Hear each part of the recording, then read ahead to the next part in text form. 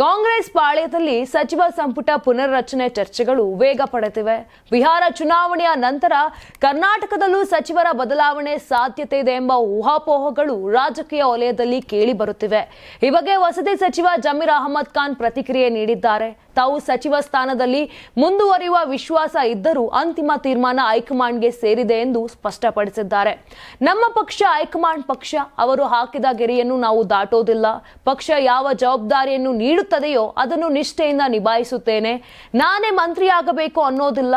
2.5 ವರ್ಷ ಅವಕಾಶ ನೀಡಿದ್ರು, ಈಗ ಬೇರೆ ಯಾರಿಗಾದರೂ ಅವಕಾಶ ಕೊಟ್ಟರೆ ಖುಷಿಯಾಗಿ ಹಿಂತೆಗೆದುಕೊಳ್ಳುತ್ತೇನೆ ಅಂತ ಜಮೀರ್ ಅಹಮದ್ ಖಾನ್ ಹೇಳಿದ್ರು. ಇನ್ನು ಅಲ್ಪಸಂಖ್ಯಾತರಿಗೆ ಸಚಿವ ಸ್ಥಾನ ನೀಡುವ ವಿಷಯದಲ್ಲಿಯೂ ಸ್ಪಷ್ಟನೆಯನ್ನ ಕೊಟ್ಟಿದ್ದಾರೆ. ನಮ್ಮಲ್ಲಿ ಅಲ್ಪಸಂಖ್ಯಾತರು 6 ಬಾರಿ ಸಚಿವರಾಗಿದ್ದಾರೆ. ತನ್ವೀರ್ ಸೇಠ್ ಸಹ 6 ಬಾರಿ ಸಚಿವರಾಗಿದ್ದಾರೆ. ಎಲ್ಲರಿಗೂ ಸಚಿವರಾಗಬೇಕೆಂಬ ಆಸೆ ಇರುವುದು ಸಹಜ. ಆದರೆ ನಾನು ಪಕ್ಷದ ಶಿಸ್ತಿನ ಸಿಪಾಯಿ, ಯಾವ ಜವಾಬ್ದಾರಿಯನ್ನು ನೀಡಿದ್ರೂ ಕೂಡ ಅದನ್ನ ನಿಭಾಯಿಸ್ತೇನೆ ಅಂತ ಹೇಳಿದ್ರು. ಇನ್ನು ಮುಖ್ಯಮಂತ್ರಿ ಹಾಗೂ ಕೆಪಿಸಿಸಿ ಅಧ್ಯಕ್ಷರ ಹುದ್ದೆಗಳ ಬದಲಾವಣೆ ಕುರಿತ ಪ್ರಶ್ನೆಗೆ ಸ್ಪಷ್ಟವಾಗಿ ಉತ್ತರವನ್ನ ಕೊಟ್ಟಿದ್ದಾರೆ ಜಮೀರ್ ಅವರು. ಮುಖ್ಯಮಂತ್ರಿ ಕುರ್ಚಿ ಖಾಲಿ ಇಲ್ಲ, ಸಿದ್ದರಾಮಯ್ಯ ಅವರು ಆ ಸ್ಥಾನದಲ್ಲಿ ಇದ್ದಾರೆ.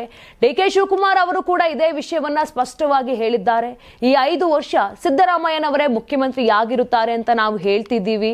ಅವರನ್ನು ಬದಲಾಯಿಸುವ ತೀರ್ಮಾನ ನಮ್ಮದಾಗೋದಿಲ್ಲ, ಅದು ಹೈಕಮಾಂಡ್ನದು. ಅದೇ ರೀತಿಯಾಗಿ ಕೆಪಿಸಿಸಿ ಅಧ್ಯಕ್ಷರ ಕುರ್ಚಿಯೂ ಖಾಲಿ ಇಲ್ಲ. ಡಿಕೆ ಶಿವಕುಮಾರ್ ಈಗಾಗಲೇ ಆ ಸ್ಥಾನದಲ್ಲಿದ್ದಾರೆ ಎಂದು ಜಮೀರ್ ಅಹಮದ್ ಖಾನ್ ಸ್ಪಷ್ಟಪಡಿಸಿದರು.